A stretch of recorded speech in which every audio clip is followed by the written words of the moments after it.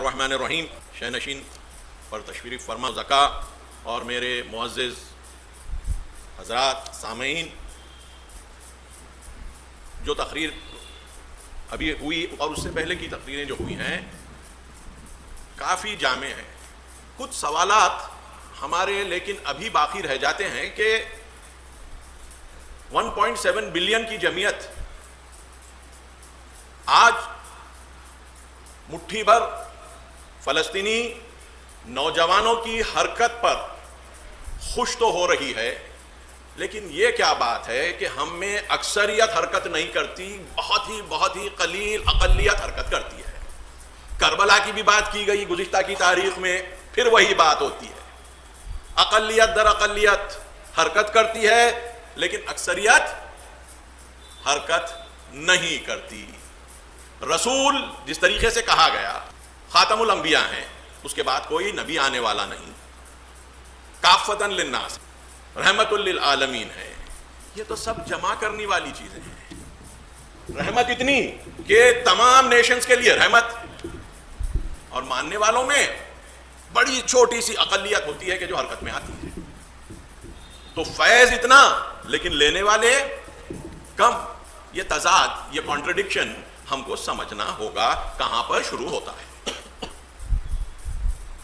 رسول کی زندگی کو اگر ہم غور سے دیکھیں، اور کیونکہ 1400 سال ہو گئے ہیں اور 1400 سال میں دنیا بہت بدل گئی ہے، تعلیمی، فکری، مادی حیثیت سے بڑی تبدیلیاں واقع ہو چکی ہیں.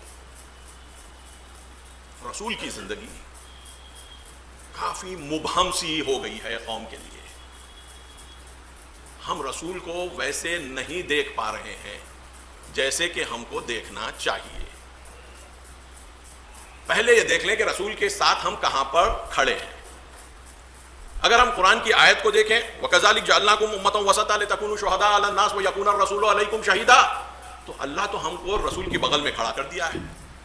اور یہ آیت ہے تا قیامت رہے گی قرآن کی آیت.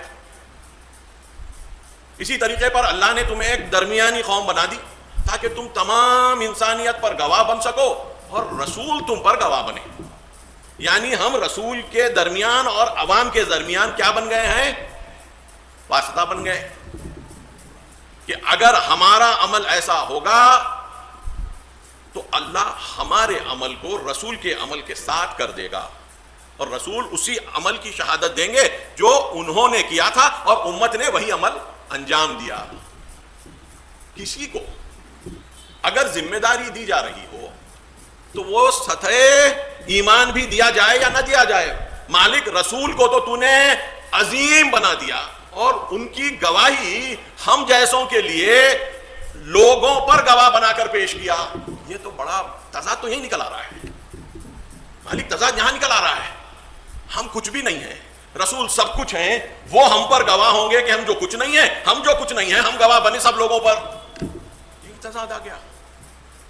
اللہ تضاد کی بات نہیں کر سکتا. تضاد ہم میں آ گیا، کانٹرڈکشن ہم میں آ گیا. ہم سمجھ نہیں سکے کہ ہم ہیں کیا. انسان ہونے کے ناطے خلیفۃ اللہ ہیں. انی جاعل فی الارض خلیفہ کے عنوان سے ہم اس دنیا میں آئے انسان بن کر. تو جب خلیفہ ہوتا ہے اس میں وہ خصوصیات ہونا ضروری ہیں کہ جو بھیجنے والے کی خصوصیات ہوں. توجہ کم ہوتا ہے. جب تک اس بات کو نہیں سمجھ پائیں گے رسول والی بات سمجھ میں نہیں آئے گی. تو جب ہم خلیفہ بنا کر بھیجے گئے دنیا میں، مالک تیرا کام ہم کریں تو تو کرنا کیا چاہتا ہے اور کیسے کرنا چاہتا ہے. یعنی اس کا علم اگر ہم کو نہ ہوتا تو خلیفہ بنایا ہی نہیں جاتا. اس علم کے ہونے کی بنیاد پر فرشتوں کو سجدہ کروایا گیا. اس کا ظہور سب سے پہلے ہوا کہ جب کہا گیا کہ آدم ان کو اطلاع دے دو، اور آدم کو تمام اسماء کا علم دے دیا گیا. روح کی خصوصیت یہ ہے کہ روح انسانی وہ چیزوں کو سمجھ سکتی ہے جو اللہ چاہتا ہے اور کس سطح پر سمجھتی ہے؟ اپنی روح کی سطح پر. اور روح اللہ سے سب سے قریب چیز واقع ہوتی ہے. جب کوئی چیز درمیان میں نہ ہو اور بندہ رہے اور اس کا رب رہے تو رابطہ اس شدت کا ہوتا ہے کہ کوئی ظن و گمان باقی نہیں رہتا کہ میری خلافت کو میں کیسے دنیا میں انجام دوں گا. اب آیا سلسلہ نبوت کا. یہاں پر اللہ والی سطح، اللہ سے اتنی قربت کہ خود بخود فطرتاً پتہ چل گیا کہ میری ذمہ داری دنیا میں کیا ہے.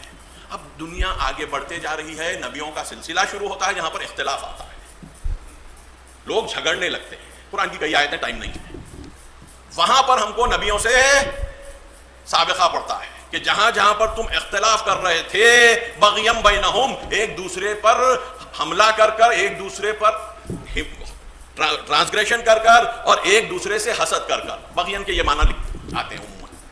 تم جب ایک دوسرے پر غلبہ کرنے کی کوشش کر رہے تھے اس وقت ہم نے نبیوں کو بھیجنا شروع کیا، انہوں نے راستہ بتلایا اور آخری جب نبی آیا اس نے کامل راستہ بتلا دیا. الیوم اکملت لکم دینکم، دین کی تکمیل ہو گئی. دین کی شروعات نبیوں کے ساتھ ہوئی، لیکن اس سے پہلے ایمان کا مرحلہ تھا جہاں دین نہیں تھا. خلقت انسان، خلقت آدم سے انسان کی روح اللہ سے جڑی ہوئی تھی. اس لیے کہا کہ جب میں اپنی روح کو پھونکوں گا تم اس کے سامنے سجدہ ریز ہو جانا. تو روح انسانی میں نبوت کو قبول کرنے کی صلاحیت ہے. ہو گیا.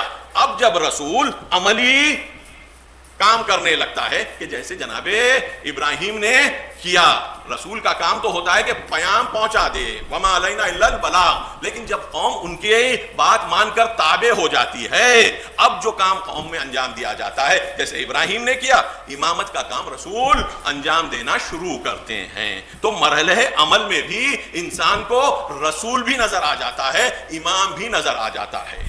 اور روح کی خوبی یہ ہے کہ روح بدن کی تنگیوں میں گرفتار نہیں ہوتی. جب توحید کا مکمل ہو جائے روح کے لیے، نبوت مکمل ہو جائے، امامت مکمل ہو جائے تو روح خود بخود قیامت کو اپنے اندر محسوس کرنے لگتی ہے. جب یہ کیفیت طاری ہوتی ہے روح پہ، اب اس کو بولیے تفرقہ کر، اب اس کو بولیے تفرقہ کر. تو بول سنی شیعہ آپس میں چھوٹے بڑے گروپ، تو بول ہندو مسلم، تو بول سکھ عیسائی، نہیں بول پائے گی، نہیں بول پائے گی. سب پر رحمت ہے ہمارا رسول. کیوں؟ رسول کو ماننے والے اور نہیں ماننے والے پر. اے رسول ایسی رحمت کیوں؟ اسیر آتے تھے، رسول ان کی عزت کرتے تھے. کیوں کرتے تھے؟ وہ تو قتل کرنے آئے تھے، ایمان بھی نہیں لائے تھے، پھر کیوں عزت بخشی جا رہے؟ کرمنا بنی آدم. مالک اللہ نے عزت بخشی ہے بنی آدم. فقط اور فقط وہاں پر جہاں پر کافر نبی کو نہیں مانتے ہوئے ایمان والوں کو ایمان پر باقی دیکھنا نہیں چاہتا، وہاں پر اٹھ کھڑے رہنے کا حکم ہے.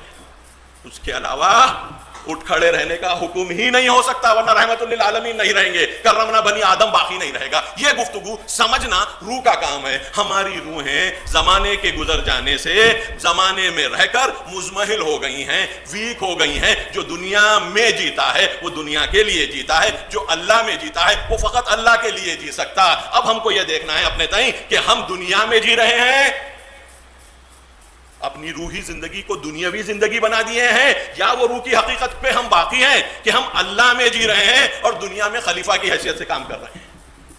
یہ بہت ہی بڑا فرق ہے کہ آپ ہیں کہاں، ہم ہیں کہاں. دنیا میں ہیں، اللہ کا کام کر رہے ہیں تو ممکن نہیں ہے دنیا کے افکار، دنیا کی مادیت کھینچ کر ہم کو دنیا پرست بنا دے گی. اور دیر نہیں ہوئی، رسول کے دور میں بھی لوگوں نے نفاق کو اپنا لیا. ارے اتنی جلدی نفاق، 50 سال نہیں گزرے نواسے رسول کو قتل کر دیا. اتنی جلدی سے، اتنی تیزی سے تبدیلی کیوں آ گئی؟ سورہ منافقون آ گیا قرآن میں. کچھ ہی مدت میں یہ کیا ہو گیا؟ مادیت، دنیا پرستی، اللہ کا نام لیتے ہوئے اللہ کی مخالفت. کیوں کہ وہاں پر اللہ دور، ہماری نفسی خواہشات ہم کو نزدیک نظر آنے لگتی ہے. قرآن وارننگ دینا شروع کر دیتا ہے. کیا تم نے اس کو نہیں دیکھا کہ جو اپنے ہوائے نفس کو اپنا خدا سمجھ بیٹھا، یہ مادی غلبہ ہے جو روح پر آتا ہے، اور نفس مقدر ہو کر ان النفس لامارۃ بالسوء بن جاتی ہے. نفس کو امارہ سو بنانے کے نتیجے میں پھر جو بھی عمل ہم کریں ہم توجیہ دیتے ہیں. ان الانسان علی نفسہ بصیرہ ولو القى المعاذیر. یہ انسان اپنے نفس پر گہری نظر رکھتا ہے گرچہ وہ بہانے اور معذرتیں پیش کرتا رہتا ہے. یہ پرابلم ہمارے ہیں. روح کا تزکیہ سب سے پہلا کام یزکیہم ویعلمہم الکتاب والحکمہ. گفتگو ہو چکی ان آیات پر. مقررین نے یہ بات کی توضیح کاملاً دے دی. ہم کو اب یہ دیکھنا ہے کہ ہم کس طرف جا رہے ہیں، امت کس طرف جا رہی ہے. آیا تفرقہ محال ہم کو نظر آ رہا ہے یا نہیں نظر آ رہا ہے؟